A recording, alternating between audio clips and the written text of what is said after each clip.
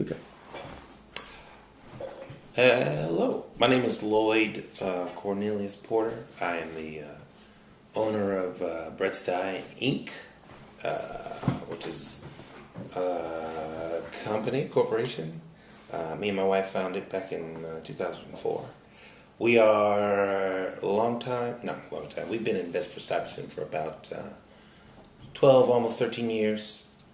Came here originally from California. An agrarian town, Bakersfield, California. I'm from. She's from, also from the Valley.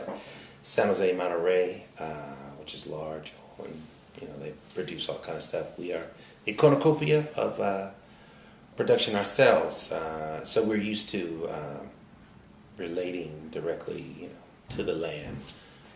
It is not a foreign thing to us. So, the whole farm to table concept for us was we grew up with it. It was part of how you lived your life, how things, the seasons were kind of based on harvest, or planting season, your employment, who worked in the grape field, who pitched watermelons, that whole kind of thing. It was all part of the, that whole John Steinbeck interconnection ecosystem kind of coming together. So we moved to Brooklyn. Pardon me. We moved to Brooklyn and decided to open a food establishment.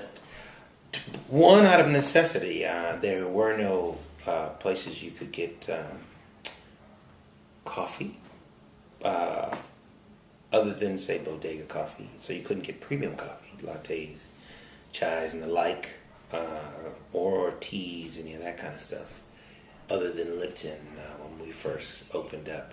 There was no place that actually baked fresh on site, which seems like a big novel, seems basic, but at the time, it was definitely it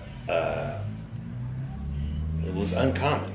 Like you couldn't go anywhere that baked what you ate, which is weird, but was the case. So we took it upon ourselves to you can wish for it, or you can be concerned about it, or you can be part of the solution. So we decided to invest our money and our energies in the creation of Bread Stye, which Bread Stye was a name which is play off of words, bread, and Bed-Stuy, Bedford-Stuyvesant, Bed-Stuy. Genius came to me in the middle of the night. So we created a bakery in the neighborhood. And I remember the first day we got our ovens open and up and started baking bread. I literally ran down the street handing out brioche to people because it was a eureka moment, because we had known there was a need for it, but it just seemed like an impossible feat to happen. So once the construction was done and we were up and baking, to be able to get fresh bread in the neighborhood was exciting. So we just went out passing it around, which was good advertising because literally people ate it and came back. So we had, my wife went to the International Culinary Institute, ICE. I had experience in international agribusiness. So we, she was originally from an engineering background, but loved the passion of, baking and making cakes and, making cakes. So my wife, Hillary Porter, who we decided to go into business together, which anybody who works with their wife knows that it becomes your life. You begin to, you go further down the rabbit hole, and our pursuit just to bring just fresh produce. Not just fresh stuff. Stuff you couldn't really get. We remember we tried to get smoothies. We started doing Adwala and just healthier products that weren't high in fructose, high in, just the sugar content in juice. There was only Tropicana. being in a place where if you're the only one doing something, it's difficult because we couldn't really get vendors to come out.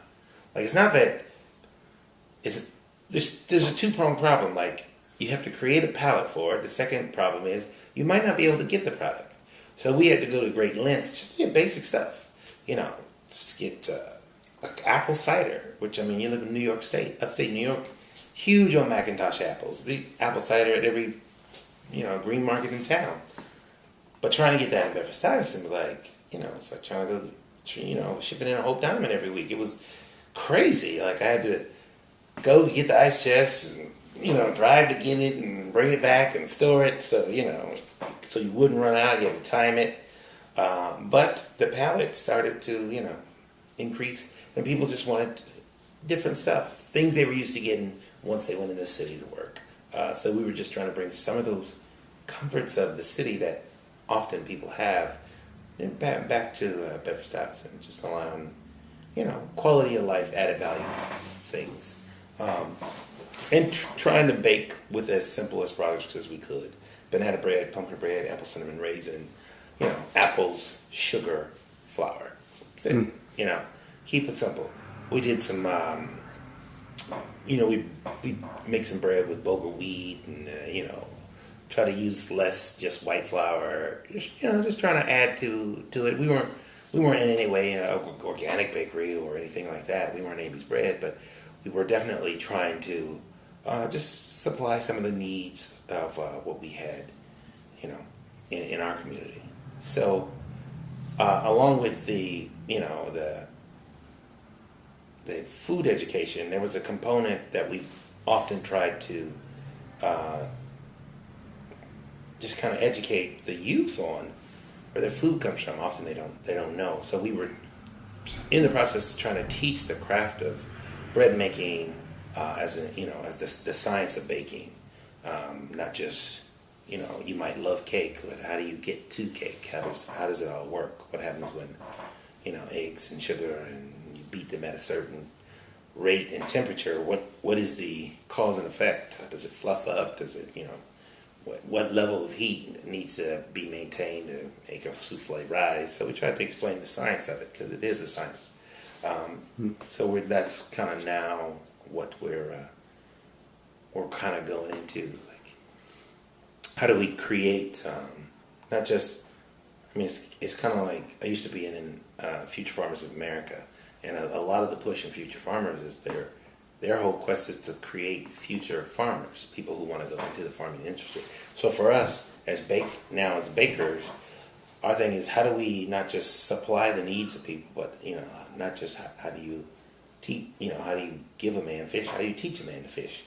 So we are now trying to, with the programming, the curriculum we're putting together in our new space, there'll be a larger educational component where literally we're teaching at-risk youth how to bake. If you're in a so-called food desert, I can wait on a water truck or I can dig a well. So right now we're in the digging the well process of creating apprentice, learn the craft of baking, but not only learn it here in Bedford-Stuyvesant, but like after a 4-year program of baking where you, from soup to nuts, where you basically learn the science of it, how to bake it, how to market it, then take it to the markets and sell it. So it's all connected together.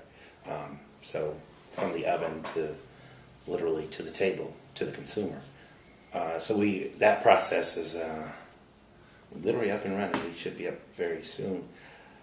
So we're excited about it because what we want to do, we don't want to only take bakers from here to our finest culinary institutions here in New York. We want to take them abroad.